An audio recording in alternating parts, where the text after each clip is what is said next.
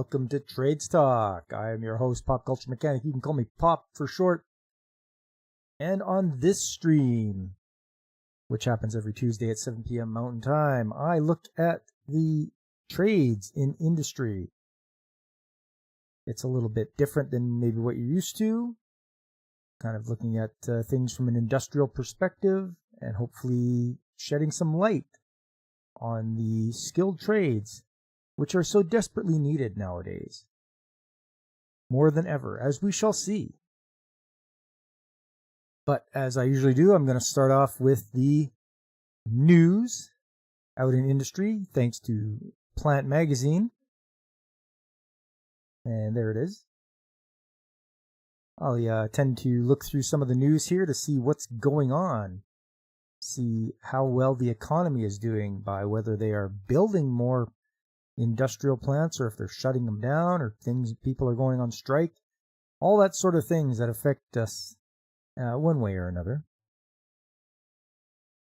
So looking here, it says Topicos Spirit and Beverage Company announces its official launch. I've never heard of these guys before. Let's have a look here and see what they are all about. The company already represents and manufactures a portfolio of global and local brands across spirits, RTD, and wine in Canada.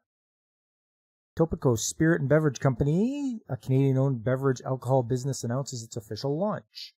Topicos has a background in beverage manufacturing through its co-founders Peter Curtis and Walter Schneider, the chairman.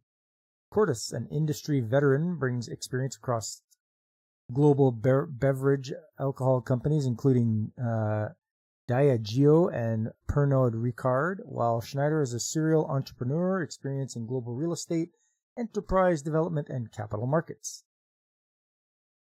Topicos, meaning a local place of gathering, reflects the company's distributor, broker, and route-to-market model, which brings consumers and brands together by integrating sales, marketing, joint partnerships, brand development, and manufacturing. Topicos has crafted a simplified yet creative route-to-market solution for local and global brands to grow, says Curtis. Topicos co-founder and CEO. This winning formula, combined with our talented and dedicated team that hustles hard and cares, makes us the new and leading agency to partner with. The company already represents and manufactures a portfolio of global and local brands across spirits, RTD, and wine in Canada. Topicos says they want to explore liquid development partnership opportunities and true joint ventures and acquisitions in North America that grow partnerships and build beverage alcohol brands with a proven entrepreneurial backbone. Success comes from relentless pursuit, says Snyder, Topicos co-founder and chairman. We believe that there's a real opportunity to showcase incredible brands that haven't had the opportunity to be discovered by consumers or have been lost in the crowd. Topicos also engages in a board of advisors, a strategic selection of industry professionals from diverse professional backgrounds, chosen for their deep understanding of the beverage alcohol industry and their ability to provide valuable guidance. These advisors play a crucial role in ensuring that Topicos stays at the forefront of industry trends and best practices. Well, we'll see what they have in store for us later on. Moving along here. Regenex announces new vice president of operations. I don't know what Regenex is, but we're going to find out. Recently, Bob was working for Heraeus Precious Metals in a management position, and his time at Johnson Matthey included the full responsibility of the Saverville, Tennessee production facility. Edmonton, Regenex Tech Corp announces that it is adding to its executive management team. Bob Fair is joining the company as Vice President, Operations, Regenex USA. Bob's experience is in precious metals and chemical industry. He's reportedly spent years working in chemical and manufacturing plants, combined with time in senior management positions. In addition, Bob holds a Bachelor of Science degree with specialization in chemistry. And good evening to you, DJ Ronnie G. How you doing, DJ? Just going over this article here about a company called Regenex. You got a new vice president. It says recently Bob was working for Harris Precious Metals in a management position and his time at Johnson Matthey included the full responsibility of Saverville, Tennessee production facility.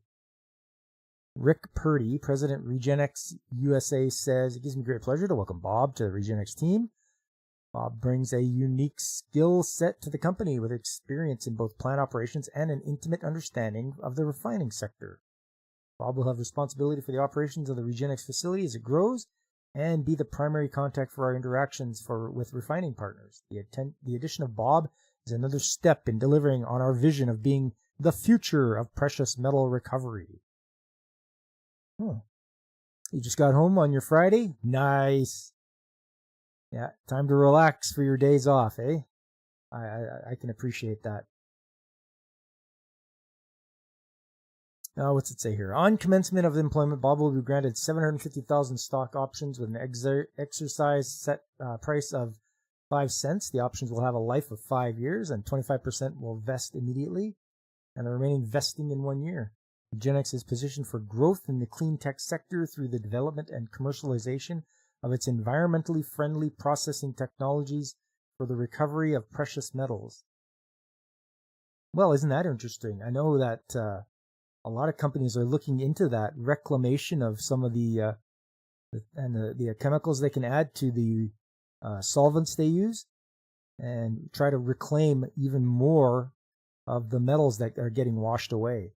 So there is a market for this, especially mining companies. They really want to be able to reclaim a lot of that, a lot of their materials that are just flowing down with the effluent. So good.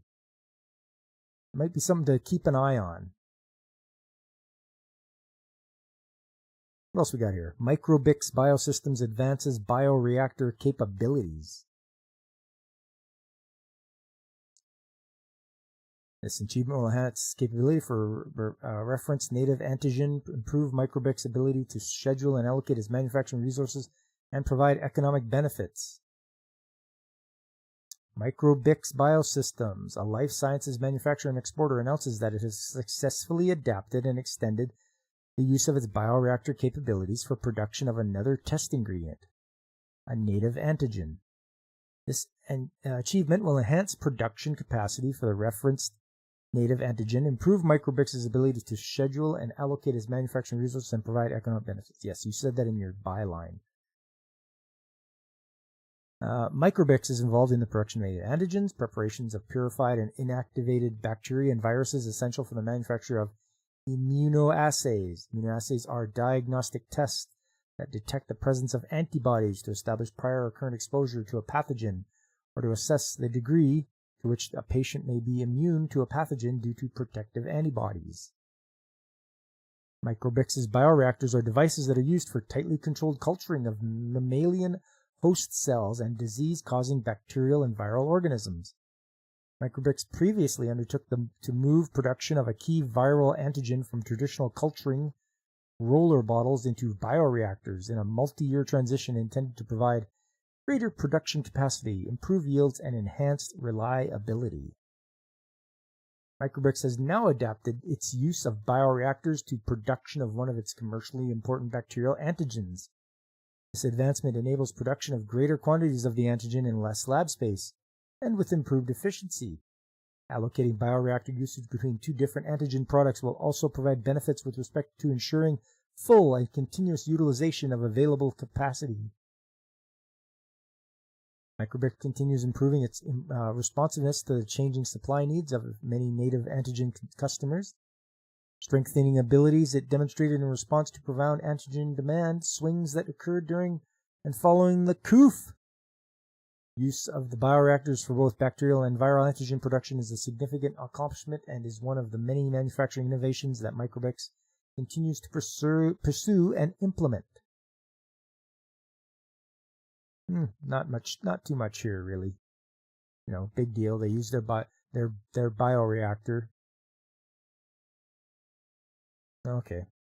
Next. Lithium Technologies completes construction of commercial plant and signs agreements. Okay, what are these guys doing?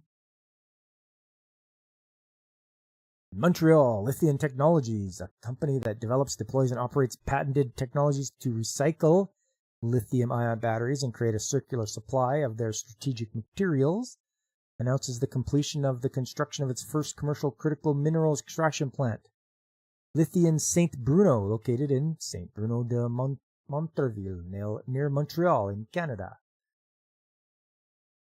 Over the past several months, the team reportedly built a lithium-ion battery critical mineral extraction plant.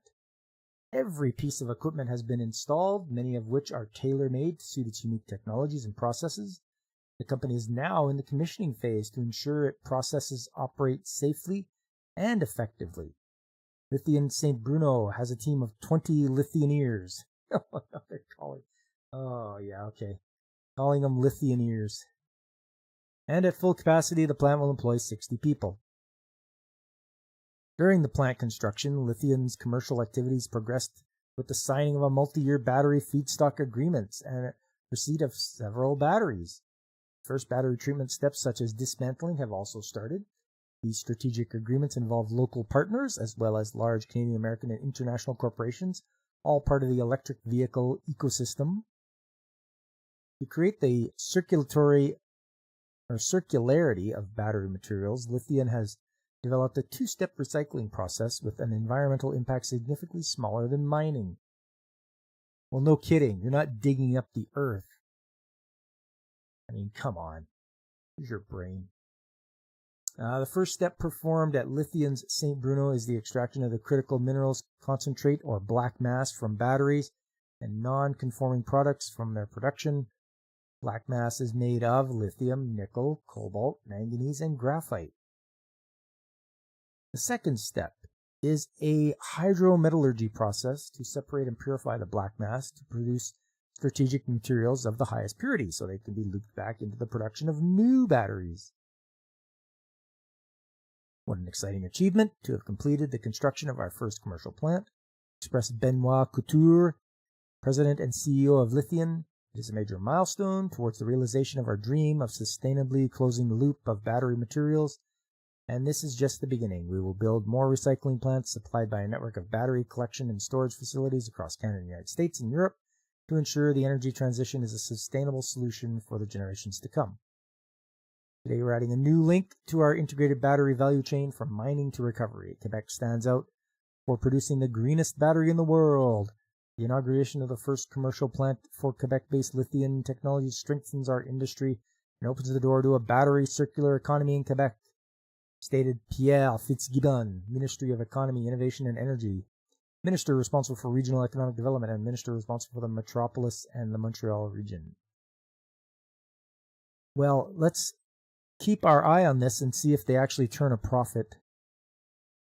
I don't know if they will be able to if this is actually a money-making, or is this just going to be a government-subsidized way to look green and get green credits.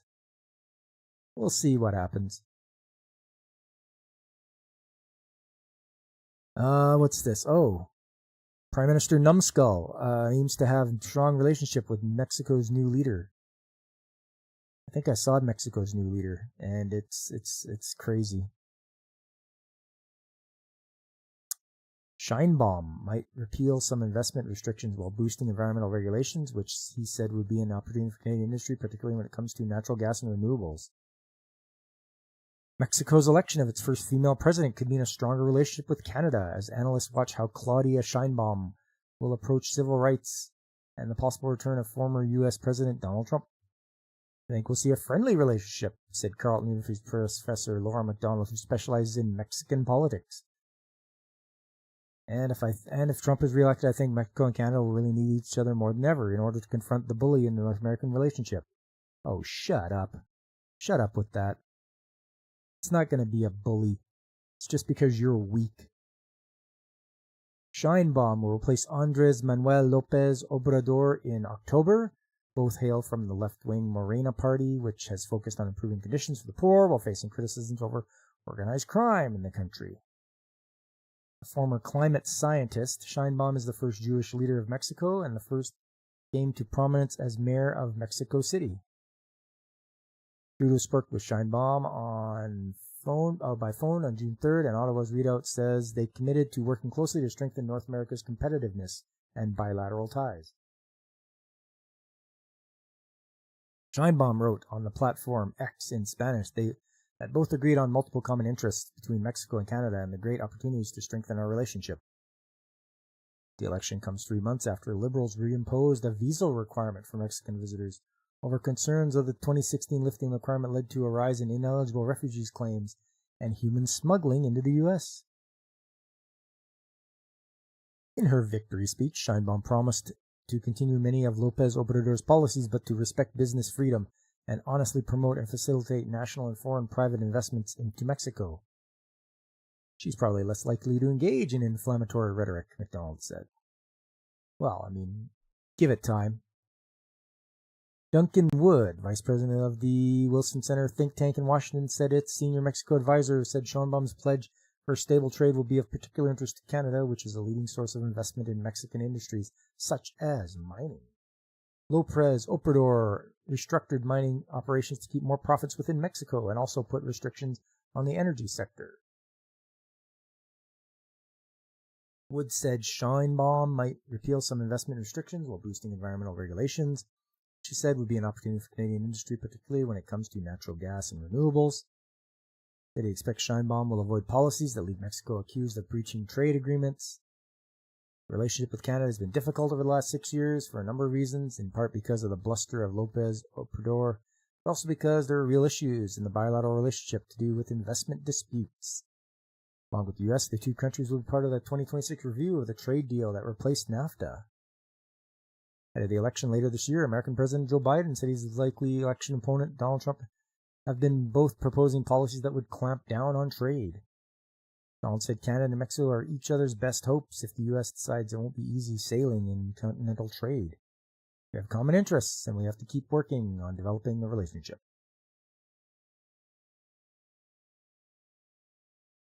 Well, that's it for the news from Plant Magazine. Let's move along here to another article that I saw today. This is out of the Calgary Herald. Crafting the Future, Securing a Skilled Talent Pool to Build Canada's Future Needs. So it starts out here. Step on a modern construction site and you'll observe a collaborative technologically advanced space where skilled tradespeople work alongside project managers, architects, and engineers to build everything big and small. It is diverse and dynamic as Canada itself. Employing more than 1.6 million people and generating $150 billion of annual economic activity, construction accounts for 7.4% of Canada's GDP. Construction powers job growth, contributing to Canada's economic vitality. From homes to hospitals and water treatment plants to energy infrastructure projects and energy transition, construction directly shapes our communities and enables much of what we take for granted in our modern society. However, a construction labor shortage driven by an aging workforce and fewer younger workers entering trades threatens economic growth and productivity gains. The national housing shortage and expanding infrastructure needs, both driven by population increases, highlight the urgent need for growth in our workforce. Underscoring the magnitude of this challenge are projections the industry needs nearly 300,000 new entrants by 2032. Creative and collaborative long and short-term efforts are imperative to address this challenge. Over the long term, we must continue to debunk the misguided perception that construction is a dead-end, outdated profession. Canadians need to understand that the construction industry offers opportunities for prosperous long-term careers. We must emphasize benefits such as acquiring an education without hefty student debt and receiving competitive compensation for rewarding work. These are two things I wholeheartedly agree with. Coming out of school without any student debt and being fairly compensated for your work. We must also showcase that construction offers stable, gratifying opportunities for young people with different backgrounds. The construction industry is a vibrant field where people of all walks of life can build a secure, fulfilling future.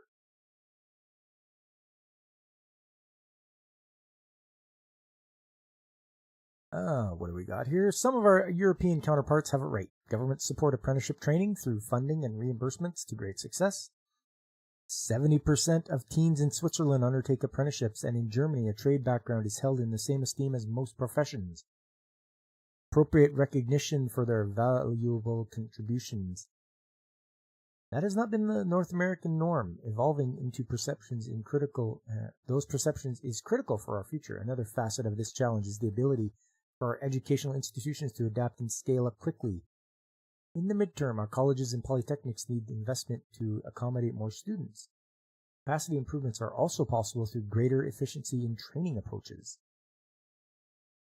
In the short term, governments can help address declining participation in apprenticeships. Provincial and federal governments can leverage tax incentives to attract students to the skilled trades. Initiatives such as the most or more opportunity for skilled trades tax refund in Nova Scotia could be extended across all provinces. Arguably, they are self-funded through the increased economic activity they make possible. Federal and provincial governments must also work with industry to continue modernizing the immigration system.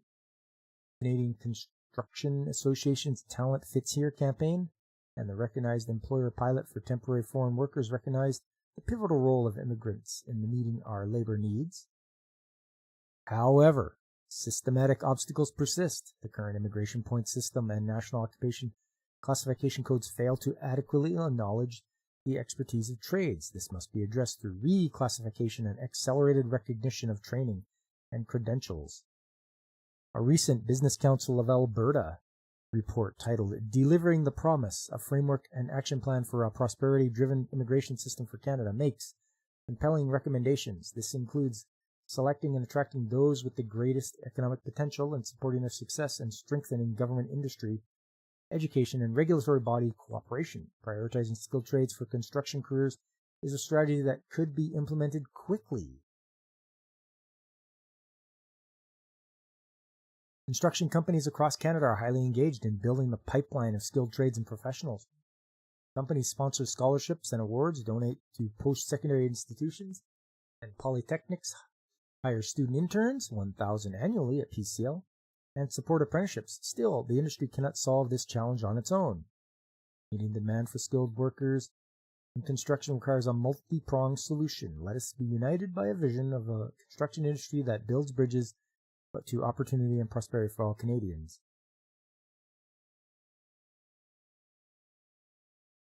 Yeah, okay. I mean, they know what they got to do.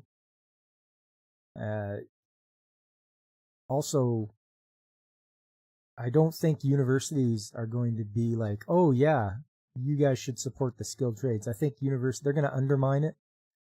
I think they're going to try to tell any lie they can to get high school students to go to university. So that's where you got to put the bug in their ear about being in the trades. Hey, Vertex, how you doing? Yeah, it's great and all, but they're not going to want to get rid of or give up any students that could potentially go to university. They love that. They want their money. So the universities aren't going to be on board for this at all. I was looking around and I saw that Forbes had one too. Hey, Blaine, how you doing? You're watching an archaeology debunk video today, and even he was saying, you don't need to be an archaeologist to debunk this. All my friends who went to tech schools know how this works. Exactly. And went on to praise the trade pipeline from school to good income. Nice. Shake that guy's hand. I mean, that's good. It's nice to hear that out there. You don't get to hear it enough.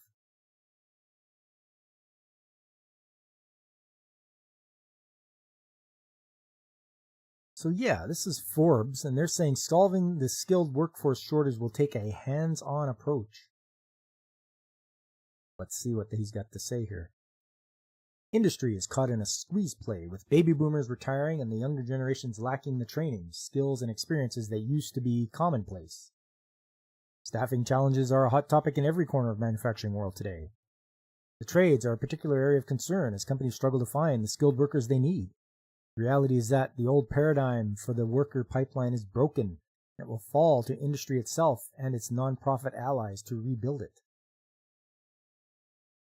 That we have a dearth of skilled workers should come as no surprise.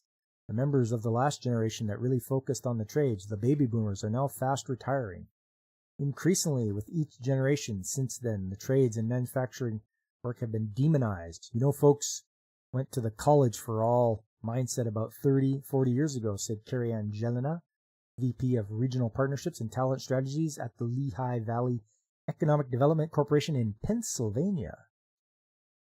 While recent news stories tout that Generation Z is the tool belt generation, that leaves a huge hole to be filled when it comes to staffing needs now and in near future, with a study by Deloitte and the Manufacturing Institute predicting 1.9 million unfilled factory jobs by 2033. With far fewer schools having shop classes and far fewer kids getting the wrench time previous generations did by working on their own cars, doing home projects, or in part-time jobs, manufacturing companies themselves and other supporters are going to have to pick up the slack. So right off the bat, what they can do and what companies should do is look at their workforce, take into account the age of their tradesmen that are there, and if they're in their 50s, like I am, they should be like, we should get somebody younger to fill in when this guy decides to retire. It's a no-brainer. Like it's shouldn't have to spell it out for them.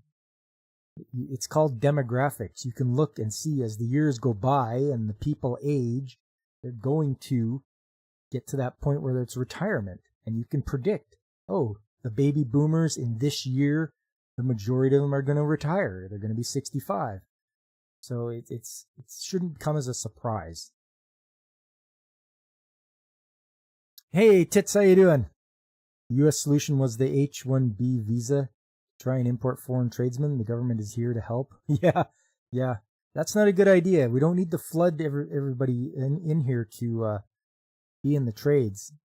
You have to be very careful. I've worked with some guys that have said they are ticketed and have tried to pass themselves off as a welder, and I would never trust anything that they have welded.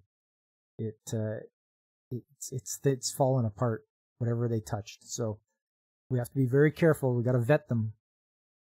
Companies could take up the schooling, pay your existing tech more to train the new guy. Oh, yeah. Yeah, I mean, that'd be a good idea. You have people retiring, and even if they hire, they can only train so many people so fast for even low-skilled jobs like retail and fast food. Yeah, it takes time. It does.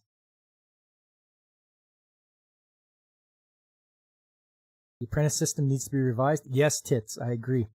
I don't know if I think it must be done by state in the U.S. there. Each state must have its own apprenticeship thing.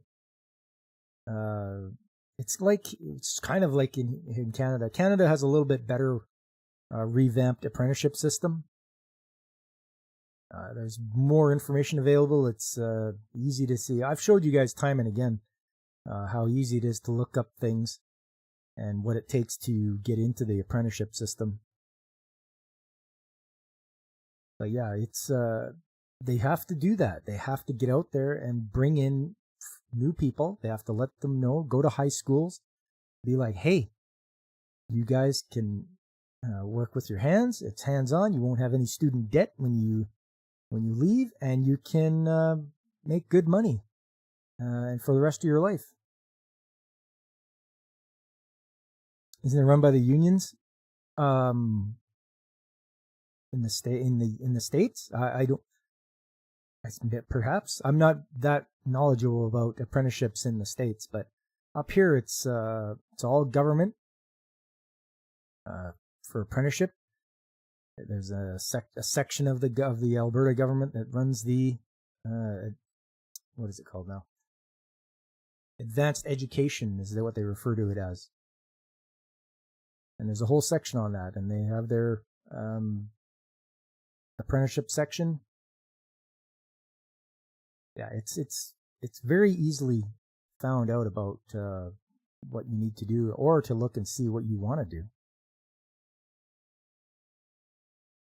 So this guy says industry has to up its game. By virtue of necessity, companies both large and small are going to have to pick up most of the slack themselves. Because it will benefit them. The companies should pick up the slack because they are the ones that are going to benefit if they have trained workers and you don't have to scramble for them. You know, if you got your oldest guy who knows a lot of stuff that he hasn't passed on to anybody and he's going to retire, you can't just keep him there. He's going to just be like, yeah, I'm out of here. And he's going to leave, and now that knowledge is going to leave with him. Yeah, you don't remember if it's actually run by the unions or just pseudo-run. Basically, unions set minimums, and everyone else just matches that. Yeah, and hopefully the unions can have a good standard set for whatever trade it is. And so that you always have top quality things being done. You have to stop giving crap to Blaine about his tiny truck. I have this pistachio green 72 Datsun that is your tiny truck. Nice. That's all right, tits. Hey, I have a tiny truck too. I just have to get it up and running again. Depends on the location, Veritax. Okay. Hey, it's Jake D. What up, Jake D? Hope you like my pictures I posted of Silpha from 7th Prince. Unions have taken setbacks for a while. You think they're due for a resurgence? Yeah, it could be.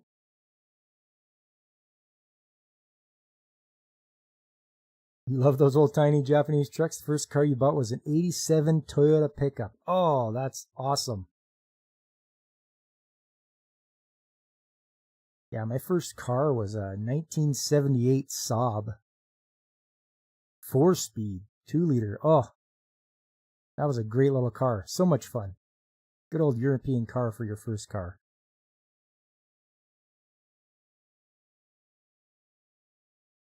Continuing on here. Whenever I hear someone complain about the lack of skilled workforce, my first question is, well, where's your apprenticeship program? See, there you go. We got a guy calling him out. Exactly. If the company doesn't have an apprenticeship program, they're planning to fail. That was said by Jason Primo, president and chief engineer of Acclaim Aerospace, a small Georgia shop specializing in precision CNC machining. The fact is, even a small shop can create an apprenticeship program and leverage a lot of already built out training methods and systems, so you don't have to do this yourself. Nice. That's the way to do it. Most states have tax credits and grants that provide extra incentive for companies of all sizes to do it. He added, for example, Apprenticeship Georgia in my state helps Georgia businesses develop and expand registered apprenticeship programs. A RAP is an employee-led workforce development model and strategy designed to provide employers with additional support to train skilled workers and meet growing workforce needs. And Silpha is state approved. Right on, Jake D. Problem is there's no unified plan to bring back the apprentice system. The unions seem to want foreign workers. See, that's counterintuitive to what I would think. Unions always want, the high-paying guys. And if you bring in foreign workers, the companies would like that because you have to pay them less. Kind of strange. I don't know the logic behind that. It wasn't a Hilux. It really was pickup. JT, you know Georgia? You know that place? Isn't that where Ronan's from? Ronan 66? Isn't he a Georgia boy? Your fabricator's gone through like 8 apprentices in the last couple of years. They all just wash out, and he's mostly bending pipe and welding. Oh man. So they're just, what do you figure, Blaine? Are they just lazy? They don't want to stick with it? I mean, pipe bending is an art. To get a good pipe bend, make it so people can do kicks and offsets and all that. And welding, I mean, if you can weld pipe, you've got the skills. Pipe welding is tough. You got to do root passes and caps and stuff like that. And depending on what you use, you can either use stick or wire feed. So yeah, it's just maybe they just don't want to do it anymore. Maybe the foreign workers are more competent than DEI hires. I don't know, Veritax. It could be. You have not spoken with Master Samurai much? You never worked with him, so you can't speak to that, but when you're getting a roll cage done, he's the guy. Ah, good. So he's good at his job. He's good at what he does. It's too bad nobody else wants to follow along and be an apprentice and then learn and do all that sort of stuff, because there's probably a market for that. Not even building them from scratch, but maybe just even repairing. This article goes on here. Nonprofits can help. Manufacturing extension partnerships and economic development organizations already exist across the country, and they're becoming increasingly involved in helping manufacturers develop the talent they need. Pennsylvania's LVEDC, mentioned above, provides a good example. We build coalitions, and we work to build solutions, said Jelena. One facet is that the LVEDC's Hot Career Guide. It's a document that outlines the most in-demand occupations according to the number of job postings, and it also outlines educational requirements and approximate entry-level wages. Efforts like this to highlight the alternatives for excellent careers that exist outside the much-touted 4-year degree path will be critical in filling the existing talent gaps. The LVEDC also works directly with area manufacturers to build necessary training programs. We administer a new coalition of industrial users, initially spearheaded by B. Braun, but with the likes of Lutron, Orasure, and a number of manufacturers who have come together and said, hey, this workforce issue is strong enough that we want to meet our competitors. We want to figure out how to go about this talent pipeline issue together. And so they've established their own organization called the Industrial Training and Education Consortium. The group works together to help foster training programs that they need in common and conduct collective marketing efforts. That sort of lessens the blow for them for the financial blow of doing things on their own. They can team up with other companies, and it shouldn't cost as much. Another critical element in fixing the talent gap is reaching youth at younger ages. I've said that before. To interest them in manufacturing and skilled trades careers. Toward that end, the LVEDC has partnered with the Da Vinci Science Center in Allentown, Pennsylvania. We have to attract kids early and young and have programs for all ages, said Lynn Erickson, CEO and Executive Director at the Science Center. Once the LVEDC has conducted a survey of needed skills, including basic employability and STEM knowledge, Da Vinci built a program from there. Started calving season with 46 student apprentices. We finished 2 days ago with 6. All male. 7 of the ones you forced to quit were foreign, and that because their skills didn't match their claims. Yeah, I mean, you come in and you talk a big game, and then you have no skill, and you're just a liar. But out of 40, you were left with 6. 40 of them left. Whew, that's a lot.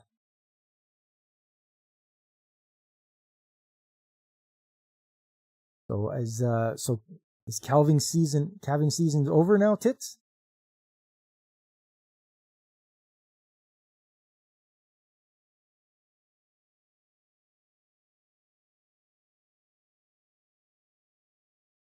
In addition to education-focused science exhibits, the center also provides a focus on how those topics relate to jobs in the area.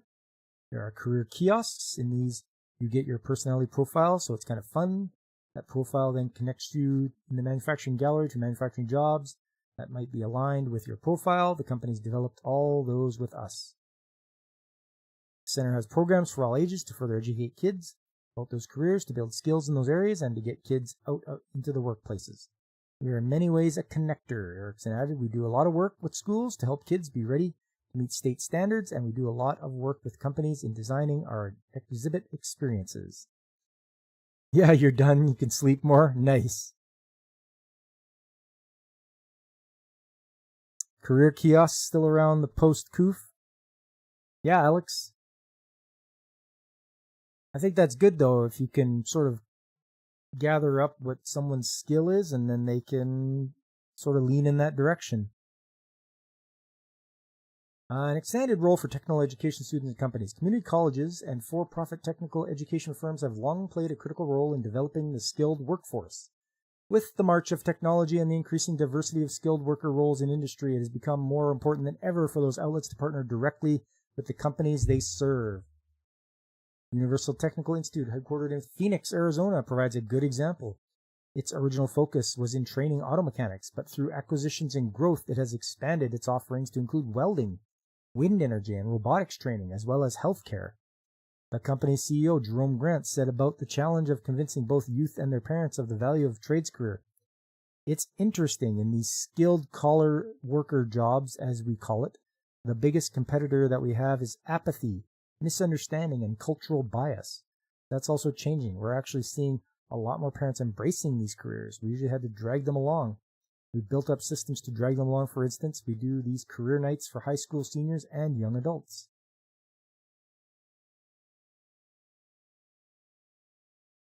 The unique approach UTI, which now hosts 16 campuses across the U.S., brings to the game is its close relationship with OEMs, built from its history with make-specific training for auto technicians. We have 35 OEM programs now, said Grant, because we have Ford, Mercedes, BMW, Peterbilt, Harley-Davidson. We have all those partnerships. It gets us our hands on new technology first. Above all, we're solving their problems. That's true whether it's fleet service companies or manufacturers who can't keep their robotics arms going. UTI, Blaine? UTI is laughable.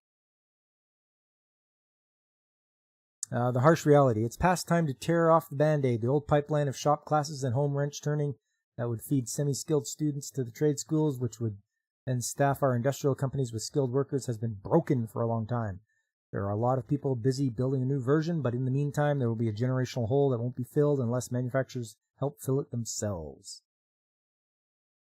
And I could see that when I was graduating high school back in 1991. A lot of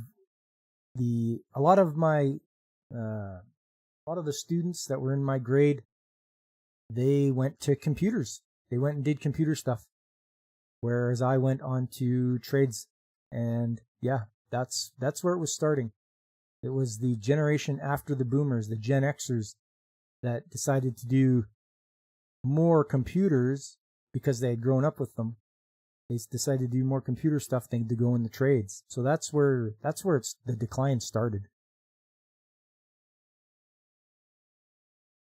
So yeah.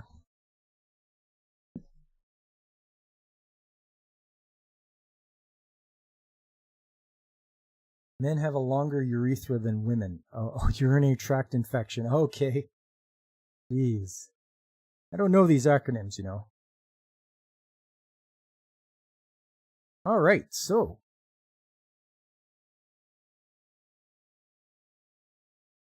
after this, I found quite the video here. So this is what's happening right now, and the title, you know, when things take longer than expected. This is what's happening. So you see right here is a heating coil, which is what we have where I'm at. We have your decoking truck that has your pig launchers, because that's what they do. There it is there. There's the DDT pig. Goes in the pig launcher and gets pushed through and then gets received on the other side. They pump a lot of water in there. And they filter it. And it goes to a filter press where it's cleaned.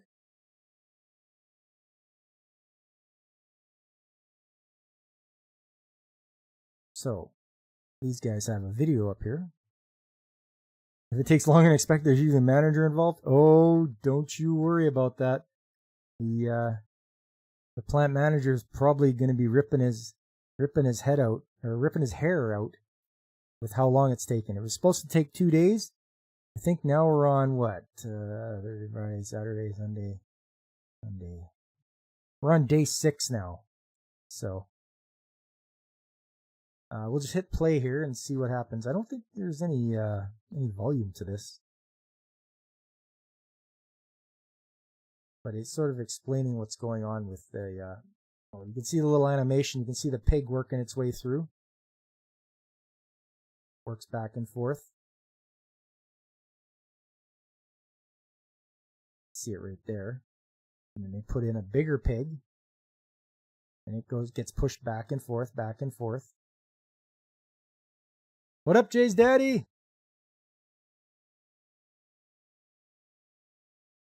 How is my mechanic buddy doing?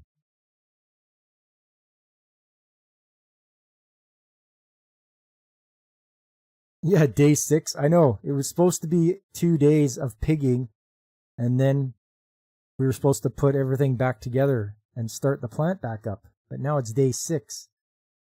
So they're trying their hardest. It's all because the coil is just plugged solid. So they're trying their best to get that thing unplugged. I got better pictures than this, so I'm gonna throw up the pictures I have.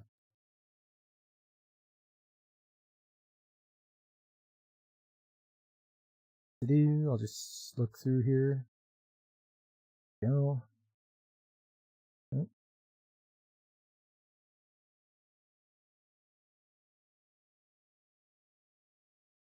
That one there, and that one there.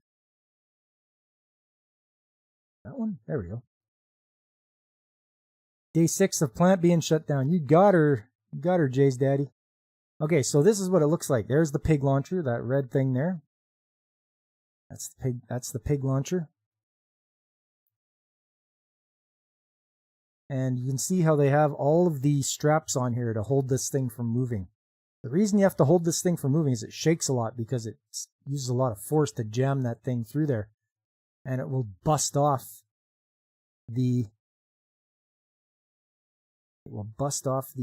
flange there.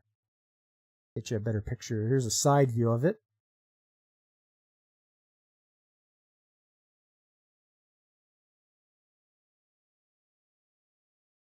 Sounds like they tried to save money by skipping regular maintenance and biting the... Yeah, it is, Tits. The previous plant manager, it was his decision not to do this in March. We could have done this in March, and it probably went really, really smooth, but he was like, oh, we're good. And then now in June, it's like, oh, it's plugged up. So, okay, so the reason this has to get held down by all these straps, and they're just ratchet straps. This flange over here, when it's ambient temperature out, very brittle. When it's 1300 degrees, it's a lot stronger. So the metal has the properties that when it's hot, it's a lot tougher than when it's cold.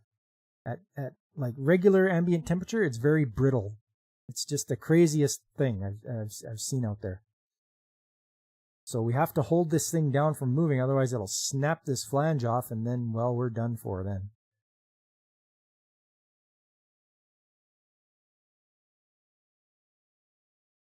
You seen one of these break in a WorkSafe BC video? Oh man, I've probably seen that one.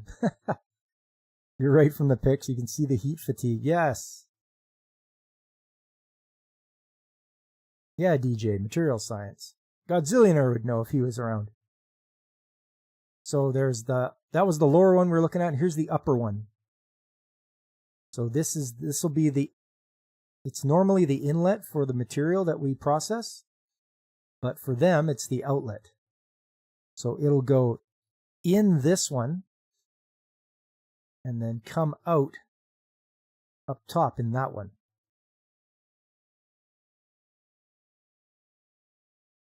And there's another shot of it, how it's being supported by a come along. Another shot. There's a shot from the other side now. It's supported by all these jack stands, pipe stands. There's the machine. So that's a big diesel engine right there that drives the pumps. And you can see them there.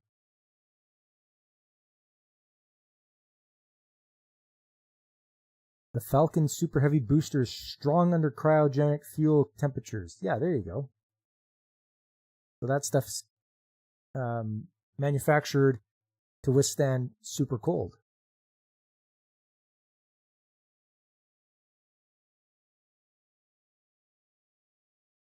And there's the hoses that go over from, and you can see they have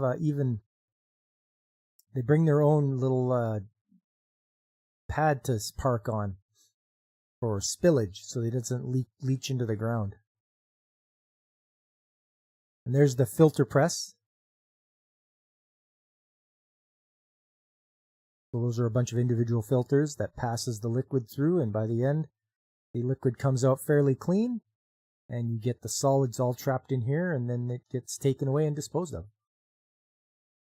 Holy fook, they need to rebuild now. Lesson here is do not skip maintenance. You got her, tits. I wholeheartedly agree. Yeah, and there's the distance from their trailer over to where they are doing the pigging, which is right there.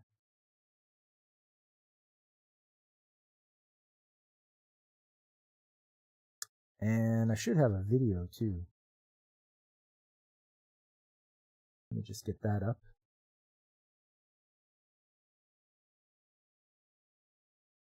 Video should be here.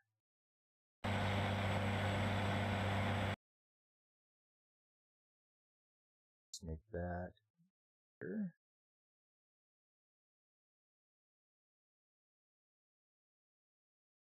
There we go. I don't know if you guys can hear this, but they'll. It's the sound of the pumps. It's quite loud. I'm gonna go over and see where they're connected to the pumps.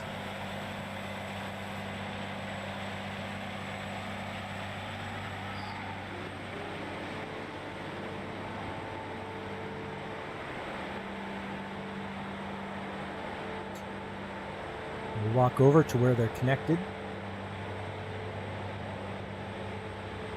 And there it is there. That's the input for the pig launcher. See how it's all strapped down there.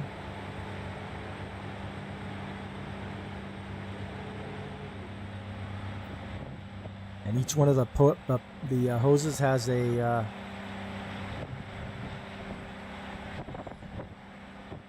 they got one of those safeties there. Hear that stutter? That's not good.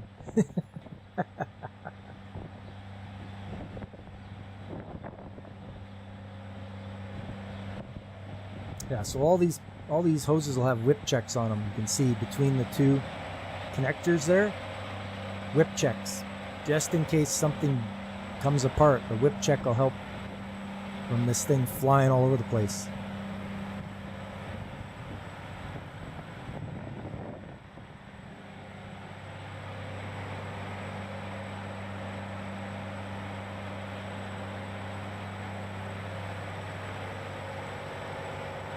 There's some holes in this house. There's some holes in this house.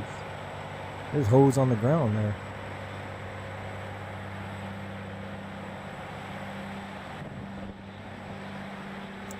We'll have a look here. I think I'm going to check out the top part here. Or the bottom there first. There it is. There's the top part. A little hard to see. There's always a lot of pipes everywhere.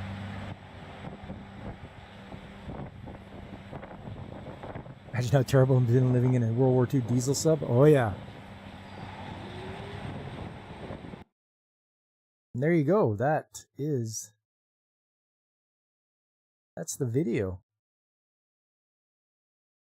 Take off, ya hoser. Hey, you're learning the lingo, tits. Good job. We'll get you wearing a toque in no time.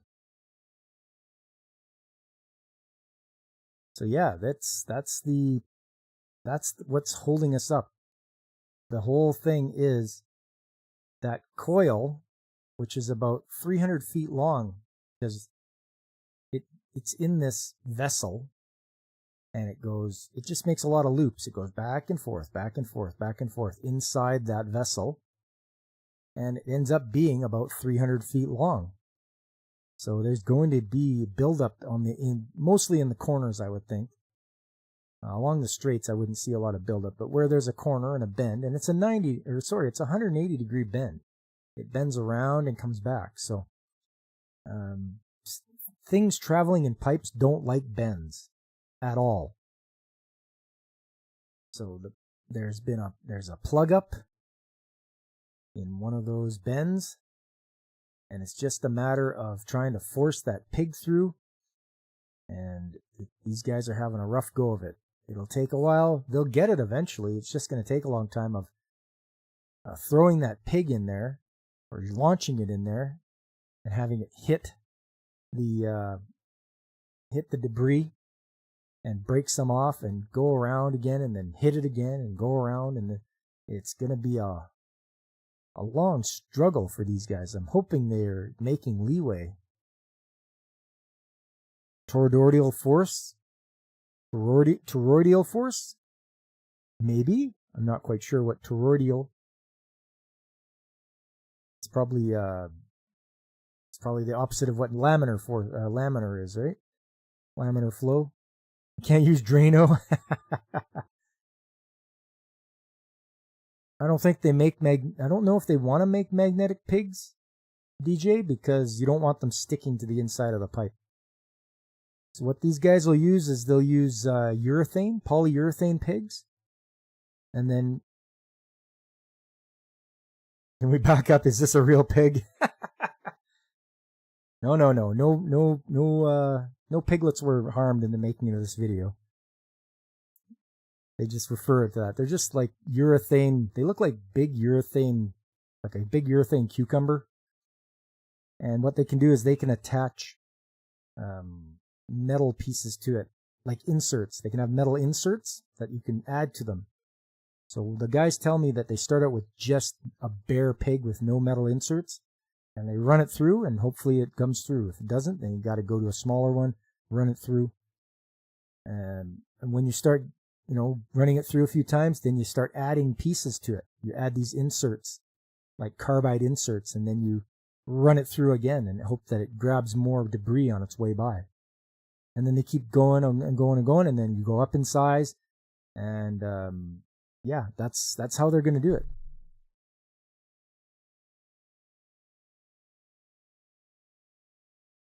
That's what you're thinking, poly pigs? Yeah, exactly, Alex. Exactly. It's like when you got a bend and the pressurized flow tries to twist the pipe from inside. Okay. That's the thing, too. We have to tell these guys that we can't use like super high pressure because the coil may not hold up to that kind of pressure. So that's the thing. If you go too high a pressure, you could damage the coil, in which case then you're replacing the whole coil, and that is not a good idea. We don't even have a spare on site. So we have to be very careful because our coil changeout is not for another 2 years, I think. So yeah.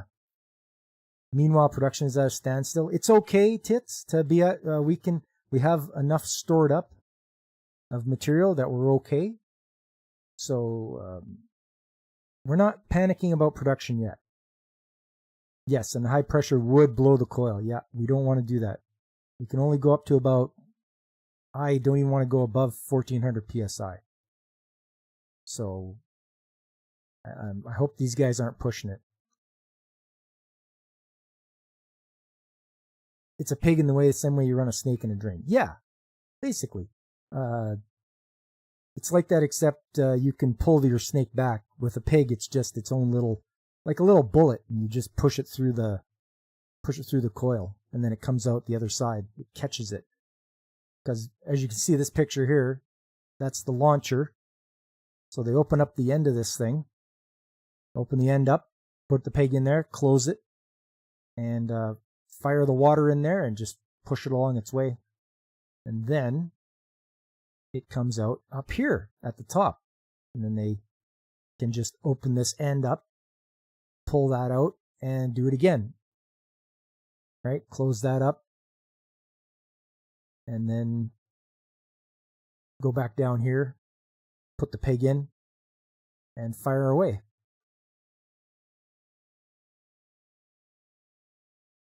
Thing is, they just done the maintenance. They wouldn't be an issue. Yes, it wouldn't be, Tits.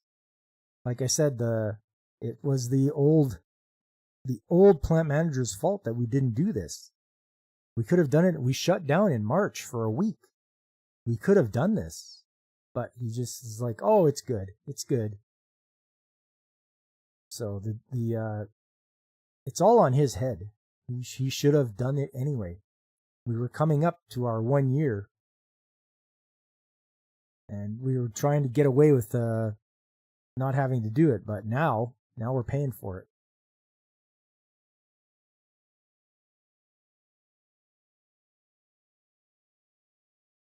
So this is taking, we're on day 6 now, so hopefully these guys can get it. Maybe they'll have some good news for me tomorrow. I don't know. They want to plan to put everything back together on Thursday. So they want to bring the crane in to do the crane work and lift everything in place. We'll see if that happens. And the reason I say that is because I'm the only one that has my certificate for crane and rigging. So none of the other guys, one other guy has it, but he's on a rotating 12-hour shift. So I'm the 5 days a week kind of guy, and stuff that happens during the day, they have to have me as the signalman and the rigger for the crane. So once again, like I've told you guys before, get as many certificates as you can because it makes you quite valuable on the job. If you can get that ticket for whatever it is, even forklift, whatever, you're more valuable than the guy that chooses not to get it. I chose to get crane and rigging because it's part of my profession.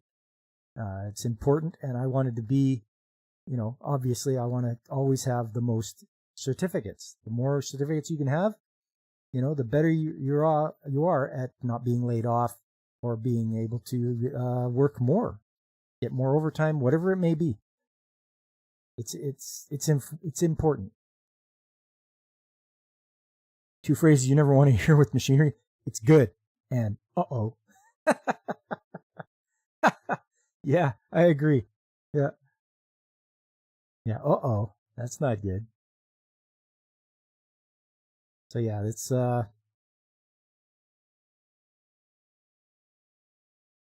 that's what's happening now, and that's why things are taking longer than they should. Because you run into stuff that you just don't foresee. Nobody figured this thing would be plugged up so much that they couldn't even get a pig through it. Also today, I took this thing off, this oil filter, and I did some measurements because Siemens helps nobody. These guys, I tried asking for them to send me another filter. I'm like, hey, I need a replacement filter. Yeah, here's the part number. I'm like, okay, that does me no good. That's your part number. So anyways, I took this off and I did my measurements, and it's a 3/4 inch, 16 thread per inch.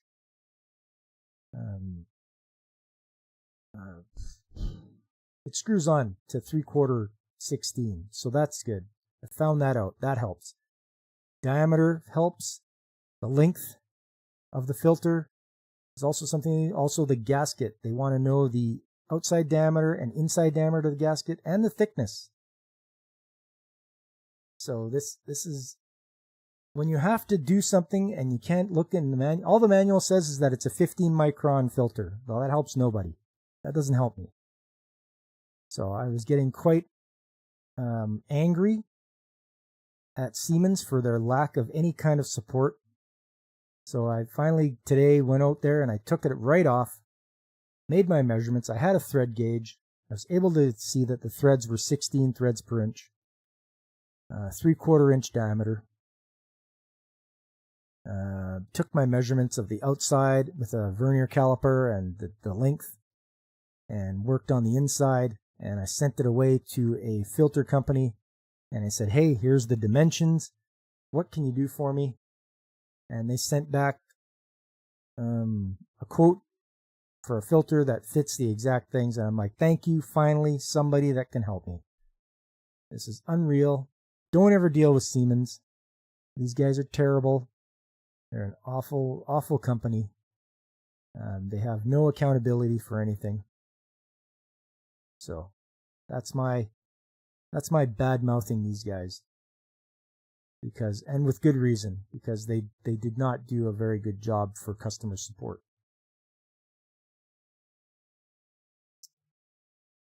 See Siemens first bed is sleeping.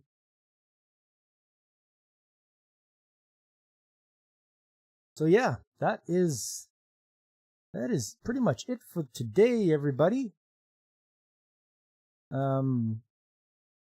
As you know, on a personal note, this is the month I'm going to be moving.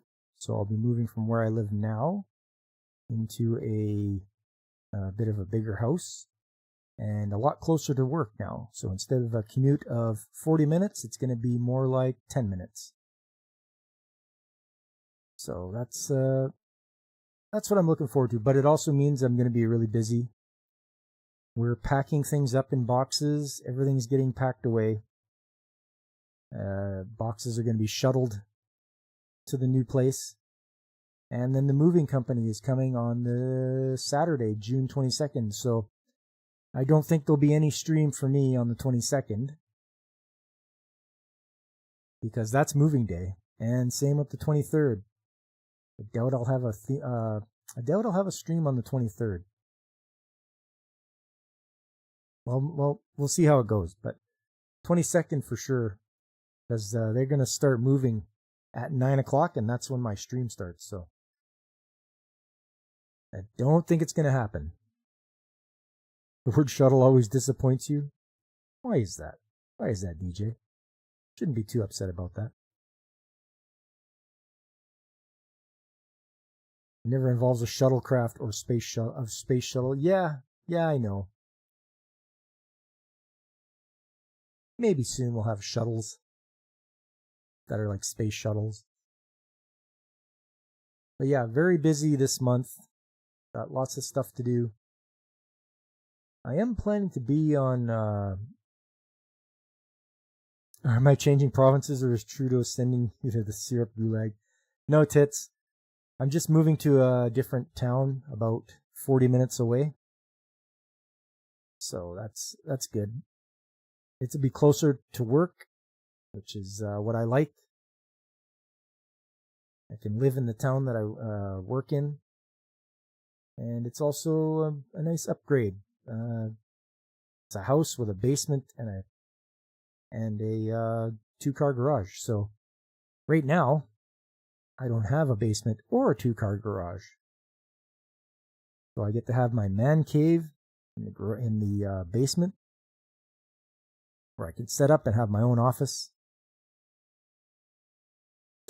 Housing prices in Kazakhstan are retardant. Well, in some places they are. I think they're pretty average here. So I'm not going to be, this isn't no $1 million house, that's for sure. I'll be all right. It's not too crazy. Yeah. So yeah, that's about it. That's what's happening in June, everybody. A little bit of moving going on. But yeah, I want to thank you guys for coming out today. I had fun. I hope you did too.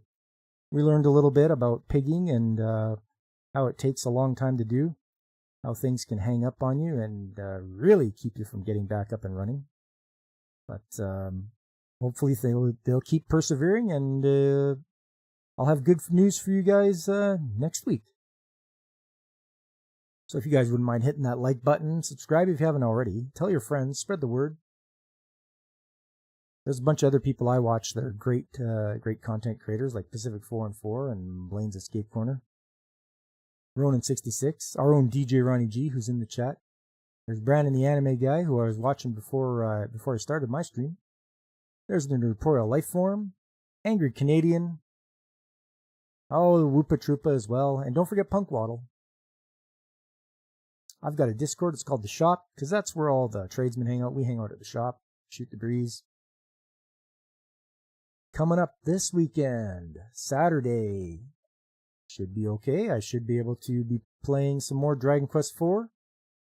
If you guys remember the last week, I wasn't available and I put up a video of my progress, so we'll continue on from there.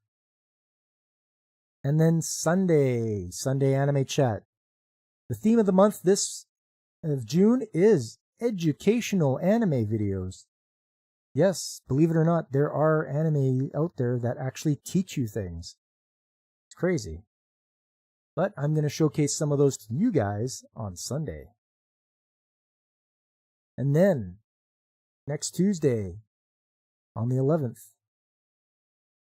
I have a dental appointment, but we'll see if I'm talking a little bit. We'll see if I have enough of a talking voice and I'm not swollen up from the dentistry to chat with you guys about more trade stock. And I hope to see you all then. Astrocolonialism was an odd topic yesterday. I tuned in for a bit of that, DJ. You're going to colonize the moon and Mars and all that? I think you'll be okay, though. Unless there's some native Martians or moon people. Then you're going to be in trouble.